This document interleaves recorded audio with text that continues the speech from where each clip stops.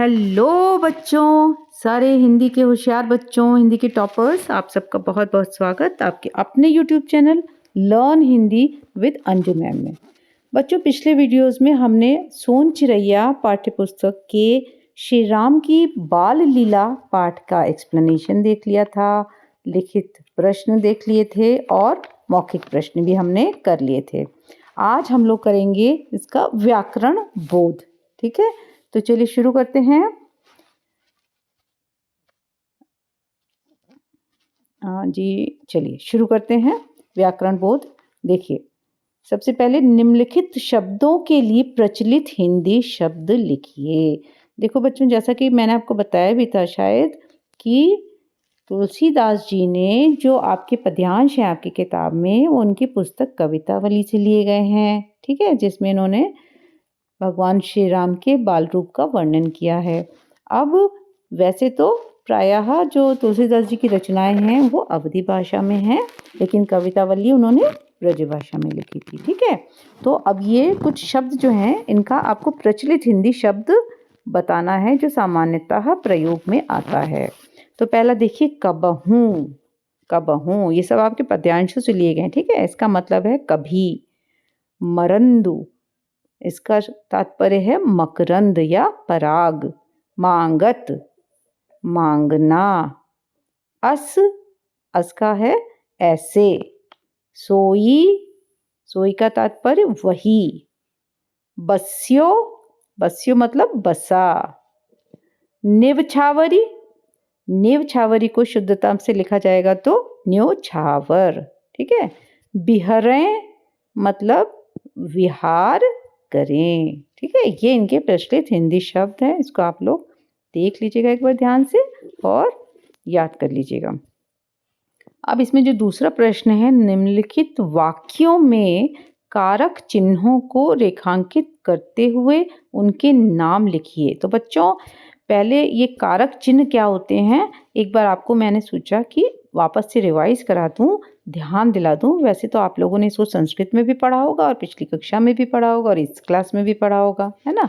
तो देखिए, आपके ये जो कारक हैं, कारक कर्ता ने कर्म को करण से, संप्रदान के लिए अपादान से, संबंध का की के, ना नी ने, रा री रे।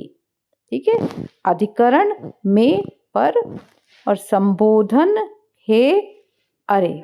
इस तरह से ये 8 देखिए, आपके 8 ये कारक हैं, ये इनके योजक चिन्ह। कर्ता ने कर्म को करण से, संप्रदान के लिए अपादान से। ठीक है, यहाँ पर देखिए थर्ड में करण से है और 5वां है जो अपादान से है। ठीक है, तो दोनों में क्या अंतर है, एक तो करण से यानी कि किसी चीज़ को पास आने या जुड़ने के अर्थ में होता है, और अपादान अलग होने के अर्थ में होता है, किसी चीज़ से हम अलग होते हैं। जैसे कि पेड़ से पत्ता गिरता है तो वो अपादान से होगा, है ना, अपादान से होगा। फिर संबंध, ये षष्ठी विभक्ति संस्कृत के हिसाब से भी है। इसमें का, की, के, ना, नी, ने, रा री रे। सो याद करने का बहुत अच्छा तरीका तो काकी और नानी, है ना, काकी के नानी ने, ऐसे करके आप इसको याद कर सकते हैं। फिर अधिकरण में और पर 2 शब्द महत्वपूर्ण हैं। संबोधन में किसी को हम संबोधित करते हैं तो हे अरे बोलते हैं। ठीक है, अब आगे हम देखते हैं कि इसमें प्रश्न क्या है। अब पहला प्रश्न देखिए, राजा दशरथ ने, अब देखिए यहाँ पर जो भी आपके कारक चिन्ह हैं उनको मैंने ये टिक लगा दिया है, आप देख लीजिएगा। राजा दशरथ ने, अब ने यहाँ पर आपका कारक चिन्ह है। श्री राम को आपका कारक चिन्ह है। गोद में आपका कारक चिन्ह है। उठा लिया। ठीक है, तो इस वाक्य में 3 कारक चिन्ह हैं। तो अभी मैंने आपको बताया था ना, कर्ता ने सबसे पहला था, कर्ता कारक, कारक तो ने जो होगा वो कर्ता के साथ आएगा, इसलिए ने में कौन सा कारक है, कर्ता कारक। कर्ता ने। ठीक है, कर्म को, तो द्वितीय हो गया कर्म और उसका हो गया को, कर्ता ने कर्म को। ठीक है, फिर अधिकरण देखिए, इधर अधिकरण कहाँ था, नीचे सप्तमी में, नीचे से दूसरा देखिए अधिकरण में पर, है ना। तो यहाँ पर क्या आया है में, तो ये होगा अधिकरण कारक। इस तरह से आप देख लीजिएगा। दूसरा जो वाक्य है, बालक अपने प्रतिबिंब से डर गया। ठीक है, यहाँ पर से जो है वो क्या है, कारक चिन्ह।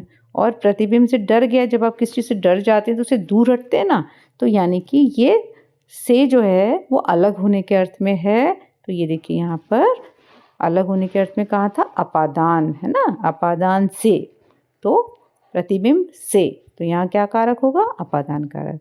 ठीक है बच्चों, अब देखिए ग वाक्य, चारों तरफ तुलसीदास जी के मन मंदिर, चारों बालक तुलसीदास जी के मन मंदिर में विहार कर रहे हैं। तो यहाँ पर के है कारक चिन्ह और में कारक चिन्ह है। मैंने दोनों में देखो टिक लगाया, वो जो ध्यान से देखना। तो के जो है मैंने बताया था काकी के, नानी ने, है ना, तो के जो है वो संबंध कारक है, संबंध बताता है। काकी, नानी, ये सब संबंध होते हैं ना हमारे, इस तरह से याद रखिए। फिर में अधिकरण है सप्तमी, में और पर दो जो हैं योजक चिन्ह अधिकरण कारक चिन्ह जो हैं वो अधिकरण के होते हैं। ठीक है, फिर अगला देखिए वाक्य, श्री राम के श्यामल तन की शोभा कमल के सौंदर्य को पराजित करती है।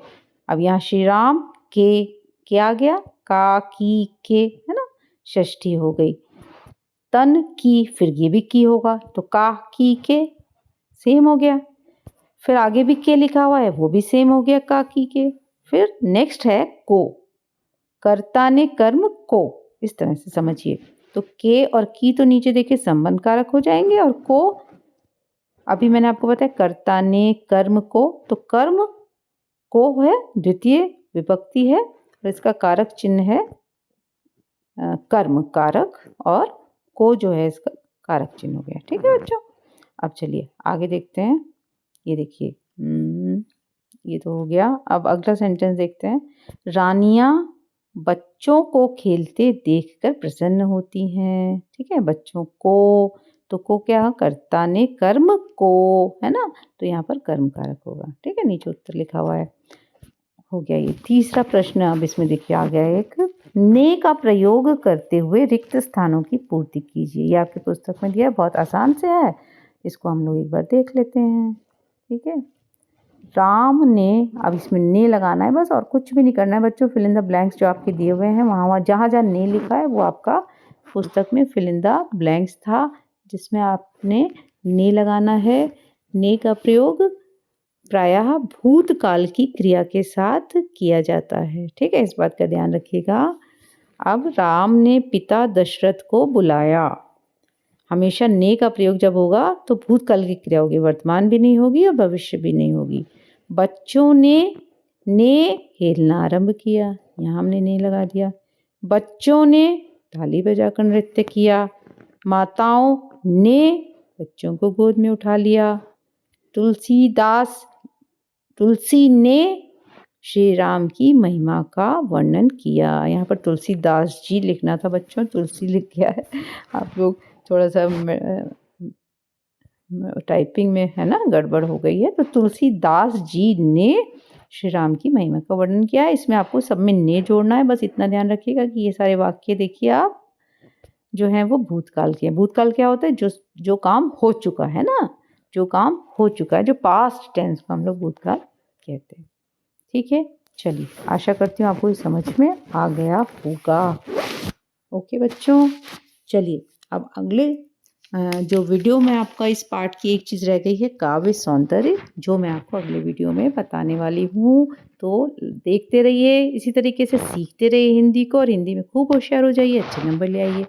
और अगर आपको थोड़ा बहुत फ़ायदा हो रहा है, लग रहा है कि मैं आपको ठीक ठाक बता रही हूँ, तो बच्चों इस चैनल को सब्सक्राइब कर लीजिए, अपने दोस्तों को शेयर करिए और कमेंट करिए, लाइक करिए।